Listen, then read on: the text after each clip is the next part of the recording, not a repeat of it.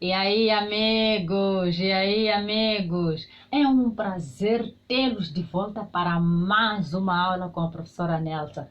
Não se esqueça de se inscrever e deixar seu like para continuar recebendo as videoaulas, não é? E a aula de hoje fala sobre a segunda fase da fotossíntese, chamada fase escura ou simplesmente fase da espantose, mas também pode se chamar de ciclo de Calvin. Mas antes de começar a falar do ciclo de Calvin, ou ciclo da espantose, ou simplesmente a fase escura, temos que lembrar o que aconteceu na primeira fase da fotossíntese, não é? Ou simplesmente na fase clara da fotossíntese, porque elas são interdependentes. Não dá para falar da segunda fase sem antes falar da primeira, não é? Ora, vejamos. Na primeira fase da fotossíntese, que é a fase clara, pegou-se a energia da luz do sol, mas água. Transferiu-se essa molécula formada para moléculas carregadoras, não é? Chamadas citocromos, principalmente o ATP e NADPH. Além disso, com a quebra da molécula de água, libertou-se o oxigênio atmosférico, que é este que estamos usando para a respiração e para as nossas células realizarem todas as suas necessidades vitais. Agora sim podemos tratar da segunda fase da fotossíntese. Nesta fase, podemos observar o ciclo de Calvin, não é? Que é o ciclo da espantose, e é onde, é todo o processo, o conjunto do processo onde ocorre a fase escura. Nessas reações químicas que precisam, não é? Nesta fase, simplesmente nessa fase da fotossíntese, acontecem reações químicas que precisam dos produtos que foram formados na primeira fase, ou simplesmente na fase clara. Estamos a falar do ATP e o NADPH. Esta fase é independente da luz, mas apesar disso, ocorre diretamente da luz, pois para que o ciclo de Calvin ocorra, o cloroplasto necessita desses produtos que foram liberados na primeira fase. Esta fase ocorre nos cloroplastos, onde ocorre a fixação do dióxido de carbono, não é? Em outras palavras, a fase escura pega o dióxido de carbono atmosférico, coloca num ciclo onde ocorrem as reações químicas, chamada ciclo de Calvin. Na fixação do carbono, o carbono presente na molécula do gás carbônico, que foi capturado pelos estomatos da planta, no caso dos organismos do reino plantar, claro, será utilizado para formar moléculas orgânicas energéticas, como a glicose ou simplesmente o açúcar. Este ciclo foi descoberto por Calvin. Neste ciclo, o dióxido de carbono será utilizado para a produção de açúcares ou carboidratos. Aonde é que se inicia então este ciclo? Inicia quando a ribulose difosfato, não é? Ou RUBP, que tem 5 carbonos, se une a uma molécula de gás carbônico, não é? Proveniente da atmosfera. Quando junta-se uma molécula que tem 5 carbonos a uma molécula de carbono, ou dióxido de carbono, então forma-se uma molécula que tem 6 carbonos, altamente estável. E quem faz a fixação do dióxido de carbono nessa molécula chama-se ribulose, não é? Que é uma enzima chamada rubisco, ou simplesmente ribulose bifosfato carboxilase. A partir dessa reação, desencadeia-se um ciclo de várias reações químicas em que diversos compostos intermediários de carbono são formados. Para tal, não é?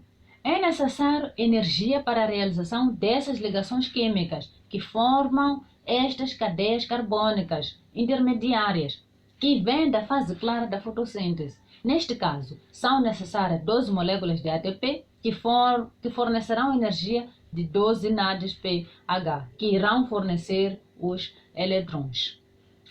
Nota B, não podemos esquecer, não é, que da união de um carbono com cada molécula de RuBP irá se formar um composto de 6 carbonos, que de seguida são quebrados ou simplesmente são partidos ao meio, formando compostos com apenas 3 carbonos e 3 fósforos.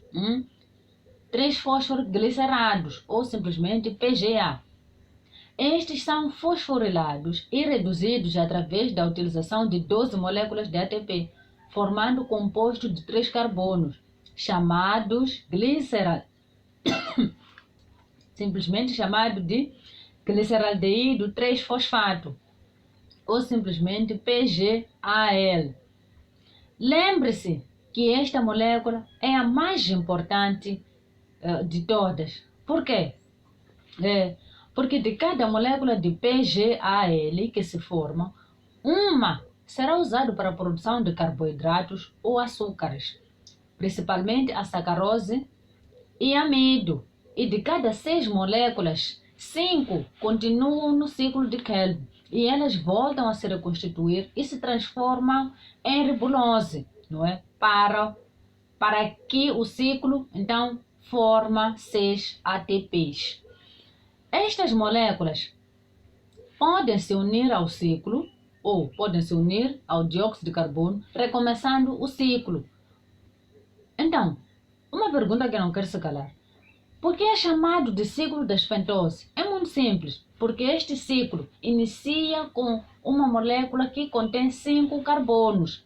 Logo, o ciclo de Krebs pode-se dizer que também chama-se ciclo das pentoses. É importante deixar claro que, embora a fase escura não utilize a luz solar diretamente para que ela possa ocorrer, ela depende diretamente dessa luz do Sol. Por quê?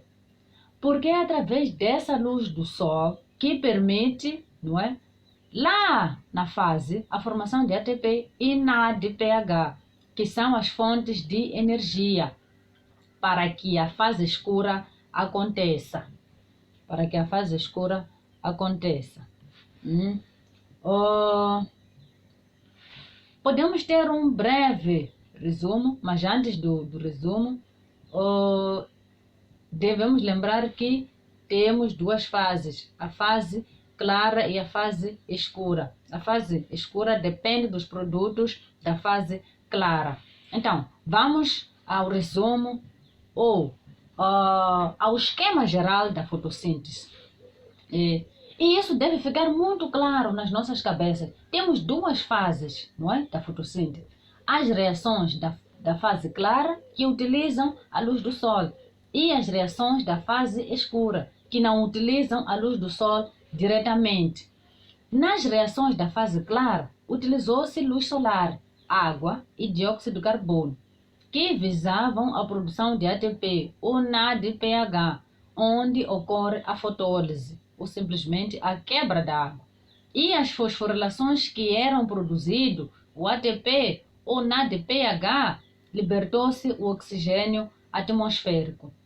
O ATP ou NADPH produzidos na fase clara são enviados para a fase escura através de moléculas carregadoras de energia para que sirvam de fonte de energia para um conjunto de reações químicas no ciclo de Krebs ou simplesmente ciclo das pentose.